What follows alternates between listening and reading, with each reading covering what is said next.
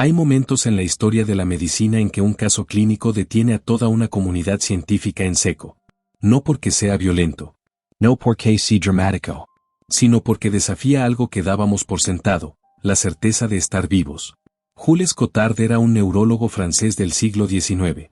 Hombre serio, metódico, de los que llenan cuadernos con observaciones minuciosas.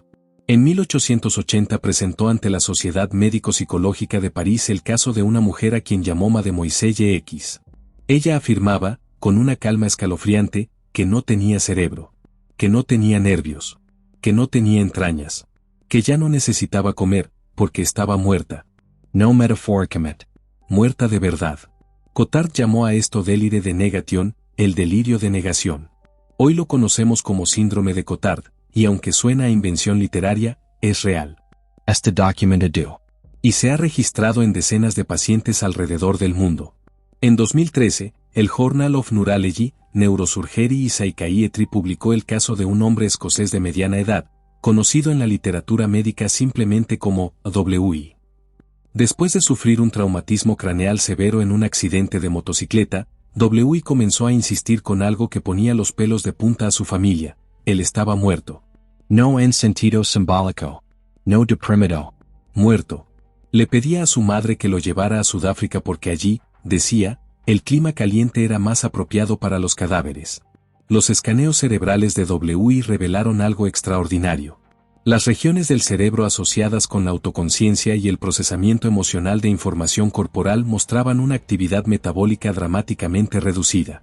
Era como si el cerebro, al intentar procesar quién era WI, encontrara solo oscuridad. El resultado, desde la perspectiva de la experiencia subjetiva del paciente, era una conclusión aterradora pero lógica: si no siento que existo, entonces no existo. La ciencia no solo verificó que el síndrome era real, sino que ofreció algo más perturbador, una explicación. Y esa explicación nos dice algo profundo sobre todos nosotros. El sentido de estar vivos no viene del corazón. No viene del alma. Viene de circuitos específicos en un órgano de 1,5 kilos que hemos llamado cerebro. Dañar esos circuitos puede apagar la luz de la existencia sin matar el cuerpo. Un hombre puede caminar, respirar, hablar, y estar completamente convencido de que ya no está aquí. Si el síndrome de Cotard te resultó perturbador, prepárate. Porque hay algo posiblemente más desorientador: reconocer un rostro perfectamente y, al mismo tiempo, estar absolutamente convencido de que esa persona es un impostor. El síndrome de Capgras fue descrito por primera vez en 1923 por el psiquiatra francés Joseph Capgras, quien documentó el caso de una mujer parisina que creía que su marido, sus hijos y varios vecinos habían sido reemplazados por dobles exactos. No estaba confundida sobre sus caras. Las reconocía perfectamente. Pero algo en su interior le decía con una certeza absoluta: esa no es la persona real. Durante décadas, los psicoanalistas intentaron explicar el síndrome de Capgras como una proyección freudiana. La paciente, incapaz de expresar hostilidad hacia sus seres queridos, los convertía psicológicamente en extraños. Era una teoría elegante. El problema es que era incorrecta. El neurocientífico V.S. Ramachandran, en su obra El cerebro se examina a sí mismo, propuso una hipótesis radicalmente diferente y con base neurológica. Normalmente, cuando reconocemos la cara de alguien querido, suceden dos cosas en nuestro cerebro de forma simultánea. El córtex fusiforme temporal identifica el rostro y lo asocia con una identidad, y el sistema límbico, especialmente la amígdala, produce una respuesta emocional cálida, una señal de familiaridad, de pertenencia. En el síndrome de Capgras, propuso Ramachandran, el primer circuito funciona perfectamente. El segundo está desconectado. La cara es procesada correctamente por el cerebro visual, pero no genera ninguna respuesta emocional, ningún calor, ningún reconocimiento afectivo. Y el cerebro, ante esa disonancia inexplicable, veo a mi madre pero no la siento como mi madre, genera la única explicación que tiene disponible: esa no es mi madre. Es un impostor que se le parece. Ramachandran verificó esta hipótesis midiendo la respuesta galvánica de la piel, una señal física del arousal emocional, en pacientes con Capgras. Cuando un paciente sin el síndrome veía a su madre, su respuesta galvánica se disparaba. Cuando un paciente con Capgras veía a la suya, no pasaba nada. Cero. Como si mirara a un extraño en la calle. Piénsalo. En este momento, la razón por la que las personas a tu alrededor te parecen reales, familiares, tuyas, no es lógica. Es emocional. Es una señal que tu amígdala envía. Si esa señal falla, la lógica concluye lo impensable. En 1994, una investigadora llamada Erika Fry de Nilsson publicó en Psychological Medicine un caso que generó debates durante años. Una paciente, a quien llamaremos Mia, tenía diagnóstico de trastorno de identidad disociativo, conocido popularmente como personalidad múltiple. Cuando estaba en estado de personalidad A, tenía visión normal. Cuando cambiaba a la personalidad B, era clínicamente ciega. Los mismos ojos. El mismo cerebro. Resultados diferentes en los mismos exámenes oftalmológicos. Los escépticos inmediatamente sospecharon fingimiento. Pero los registros de potenciales evocados visuales, que miden la respuesta eléctrica del cerebro ante estímulos visuales, contaban otra historia. Cuando Mia estaba en la personalidad ciega, las señales eléctricas del procesamiento visual en su corteza occipital simplemente no aparecían. No estaba simulando. Su cerebro procesaba el mundo de forma genuinamente diferente dependiendo de qué identidad estaba activa. El TID, trastorno de identidad disociativo, es uno de los diagnósticos más debatidos en la historia de la psiquiatría. Durante décadas fue considerado por algunos como una creación cultural, una fantasía sugerida por terapeutas mal entrenados. Sin embargo, la acumulación de evidencia neurobiológica ha cambiado el panorama de forma significativa. En 2014, un equipo liderado por Yolanda Schlumpf en la Universidad de Berna utilizó resonancia magnética funcional para comparar los cerebros de pacientes con TID con controles sanos y con actores entrenados para simular estados disociativos. Las diferencias estructurales en el hipocampo y la amígdala de los pacientes con TID eran claras, replicables y no reproducibles por los actores. La dissociation no error performance. Era neurología. La teoría predominante hoy, conocida como teoría de la acción estructural de la personalidad, propone que el TID se origina como un mecanismo de supervivencia extremo en respuesta a un trauma severo y repetido durante la infancia, en una etapa en que el cerebro aún no ha consolidado una identidad unificada. La mente, literalmente, se compartimenta para sobrevivir. Encierra el dolor en un cuarto y cierra la puerta. No hay posesión. No hay demonios. Hay un cerebro haciendo lo único que sabe hacer cuando el mundo se vuelve insoportable, dividirse en partes que puedan soportarlo por turnos. ¿Puede la locura contagiarse? La respuesta, según los registros psiquiátricos, es sí. Bajo las condiciones correctas, los delirios pueden transmitirse de una mente a otra con una eficiencia perturbadora. Se llama folie à deux en su forma clásica, que en francés significa locura compartida por dos. Fue descrito formalmente por primera vez en 1877 por los psiquiatras Charles Lassegue y Jean-Pierre Falret. La condición es hoy clasificada en el DSM-5 bajo el nombre de trastorno psicótico compartido, y sus casos documentados leen como algo sacado de una novela de terror psicológico. En 2008, el British Journal of Psychiatry documentó el caso de dos hermanas ancianas en Wolverhampton, Inglaterra, que habían vivido en aislamiento casi total durante décadas. La mayor comenzó a desarrollar delirios persecutorios, creía que hombres desconocidos entraban por las noches a su casa, dejaban suciedad deliberada, movían objetos, y la observaban. Con el tiempo, la hermana menor, sin ninguna predisposición psicótica previa, comenzó a reportar exactamente las mismas experiencias, con los mismos detalles, el mismo lenguaje, el mismo terror. Cuando las autoridades intervinieron, encontraron a las dos mujeres en un estado de deterioro severo, rodeadas de barricadas improvisadas, convencidas de que el peligro era inminente. No había ningún intruso. Nunca lo había habido. La clave psicológica del folie à deux radica en varios factores que raramente se analizan con suficiente profundidad. Primero, el aislamiento social.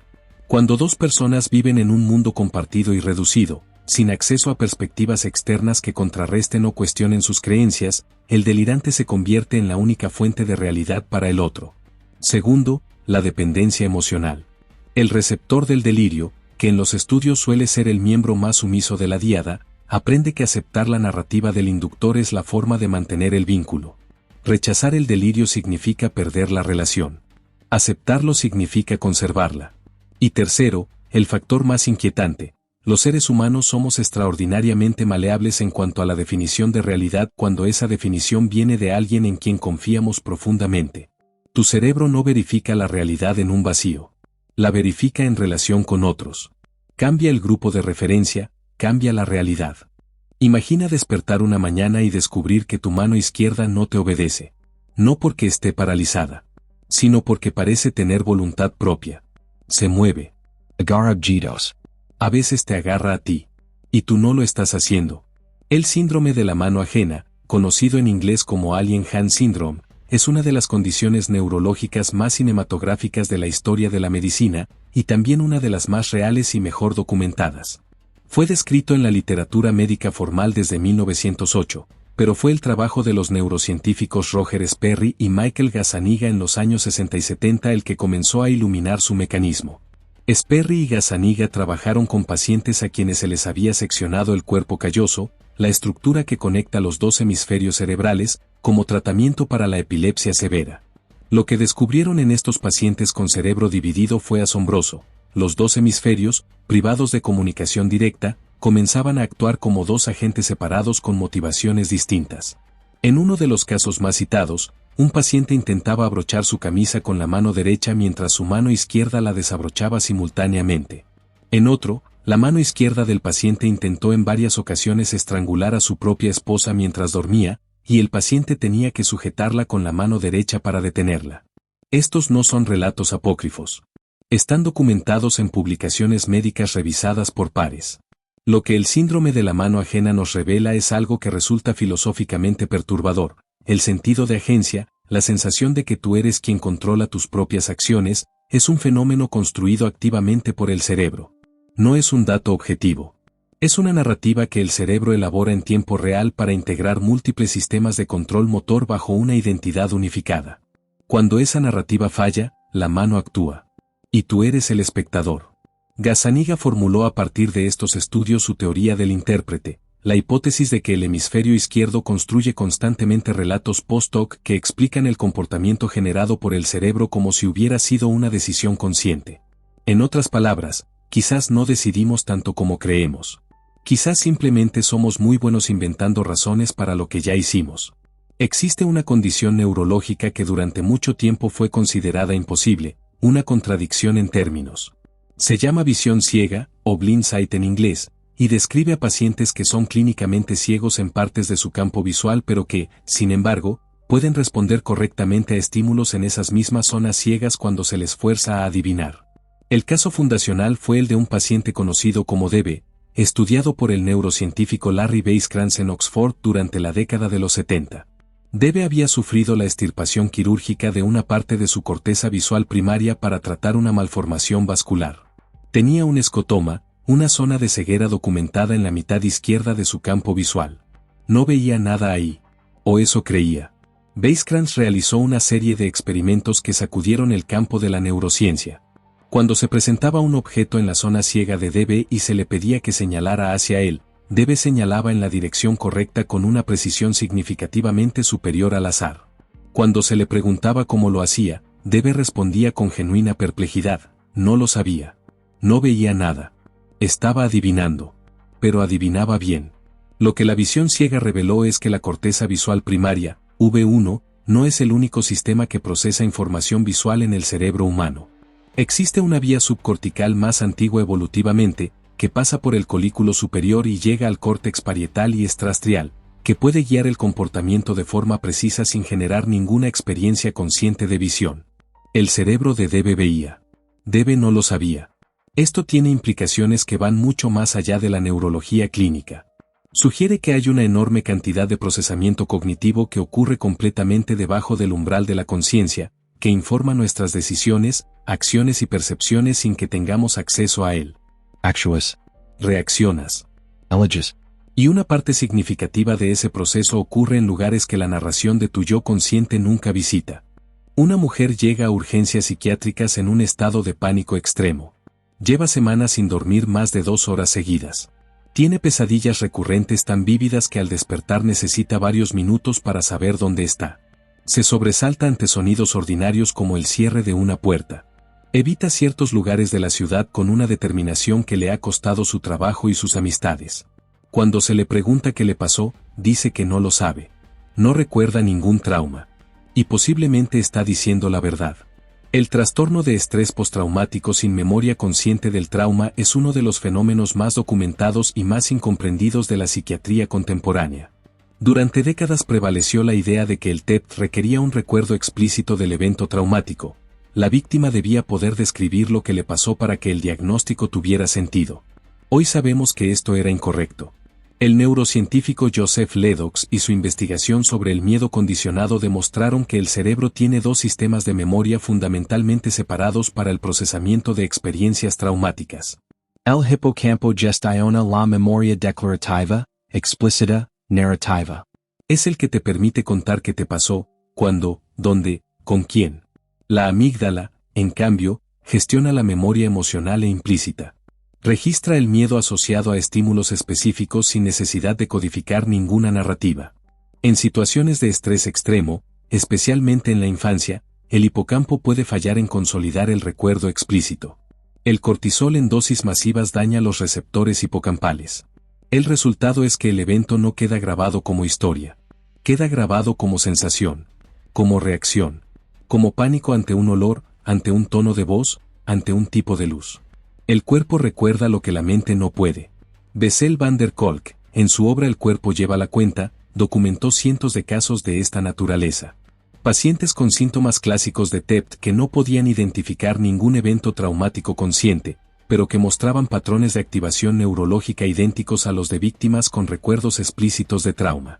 Lo que parecía misterioso, lo que a veces se había interpretado como sensibilidad extrema o fragilidad de carácter, tenía una raíz biológica precisa y documentable. No toda herida deja cicatriz visible.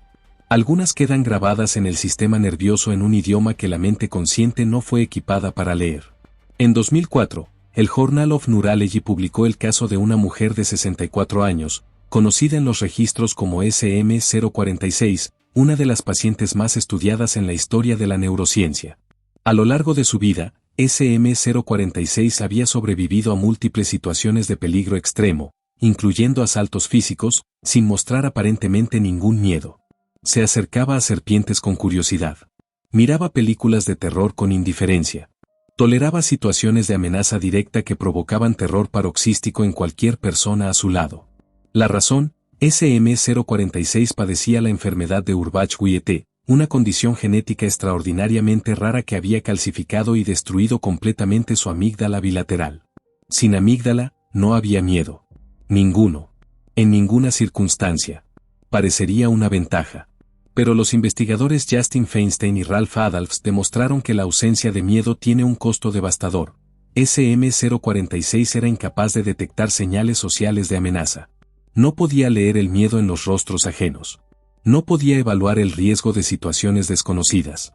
Había sobrevivido múltiples ataques no porque fuera más valiente que el resto, sino porque carecía del mecanismo que nos permite reconocer que estamos en peligro. Pero el caso de SM046 tiene un capítulo adicional que resulta aún más revelador. En 2013, los mismos investigadores descubrieron que había una excepción a la ausencia total de miedo en SM046. Cuando se le exponía a inhalaciones de dióxido de carbono al 35%, que produce la sensación fisiológica de asfixia, SM046 experimentaba terror agudo. Entraba en pánico. La razón, esta respuesta de miedo no pasa por la amígdala. Se origina en el tallo cerebral, en circuitos evolutivamente más primitivos que los límbicos. Incluso sin amígdala, el miedo más primario sobrevive. La arquitectura del terror en el cerebro humano tiene más capas de las que jamás imaginamos. Y cada capa revela cuánto de lo que llamamos experiencia consciente es en realidad el producto de sistemas que operan completamente por debajo de nuestra percepción. En 2010, el psiquiatra Colin Murray Parkes publicó una revisión en la revista Bereavement Care que describía un fenómeno que los clínicos conocían desde hacía décadas pero que rara vez se hablaba en público: alucinaciones de duelo. La experiencia de ver, escuchar o sentir la presencia física de una persona fallecida con un grado de realismo indistinguible de la percepción ordinaria. Los estudios de prevalencia son consistentes y sorprendentes. Entre el 40 y el 80% de las personas que han perdido a un ser muy cercano, especialmente una pareja de larga data, reportan haber tenido alguna forma de experiencia alucinatoria relacionada con el fallecido en los primeros meses del duelo. Ver su figura en la cocina. Escuchar su voz llamando su nombre. Sentir su peso en la cama por la noche. Estos no son reportes de personas con patología psiquiátrica. Son parte del proceso de duelo normal. Durante generaciones, muchos de quienes vivían estas experiencias optaban por no hablarlas con sus médicos o familias por miedo a ser considerados psicóticos o mágicamente pensantes. El silencio alrededor de estas experiencias ha sido, el mismo, una forma de sufrimiento añadido. La neurociencia contemporánea ha comenzado a esbozar una explicación. El cerebro, durante años o décadas de convivencia intensa con otra persona, construye modelos predictivos extraordinariamente sofisticados de esa persona, cómo se mueve, cómo suena, qué hace en momentos específicos. Estos modelos se vuelven tan robustos que continúan generando predicciones incluso cuando la fuente de datos ha desaparecido. El cerebro, en cierto sentido, sigue esperando. Sigue prediciendo. Y a veces esa predicción es tan intensa que se convierte en percepción. No es locura. Es la huella de un amor tan profundo que el cerebro se niega a actualizarse de golpe. Es el costo neurológico de haber construido una realidad junto a alguien. Y cuando ese alguien ya no está, la realidad que construiste juntos sigue operando por inercia, como un programa que nadie apagó. Hemos recorrido juntos 9 casos. 9 ventanas hacia los territorios más extraños y más reales de la mente humana. Y antes de que te vayas, quiero que te quedes con una última reflexión.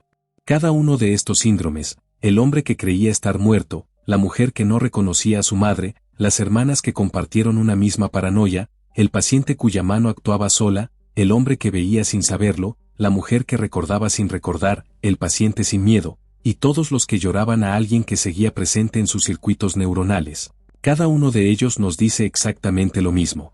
La realidad que experimentas, la solidez del suelo bajo tus pies, la calidez de las personas que amas, el sentido de que tú eres tú y que el mundo es el mundo, ninguna de esas certezas está garantizada desde afuera. Todas son construcciones activas de un cerebro que trabaja sin parar, que corrige errores en tiempo real, que modela predicciones, que genera narrativas, que te da el regalo y la carga de ser alguien. Cuando ese cerebro falla de una forma específica, el mundo no se vuelve irreal. Se vuelve otro. Y desde dentro de ese otro mundo, todo tiene la misma consistencia, el mismo peso, la misma lógica que el tuyo tiene ahora mismo. La línea entre lo que llamamos cordura y lo que llamamos locura no es un muro. Es una membrana. Y lo que está del otro lado no es el caos. Es otro orden. Uno que la ciencia apenas está empezando a descifrar. Eso es el laberinto mental. No un lugar al que entran solo los que llamamos enfermos. Es el lugar en que vivimos todos, navegando con instrumentos que nunca pedimos, hacia destinos que no elegimos del todo, tratando de construir algo que podamos llamar nosotros mismos. Si este documental te hizo pensar, si abrió alguna puerta que no sabías que tenías, entonces ya cumplió su propósito. Hasta la próxima exploración.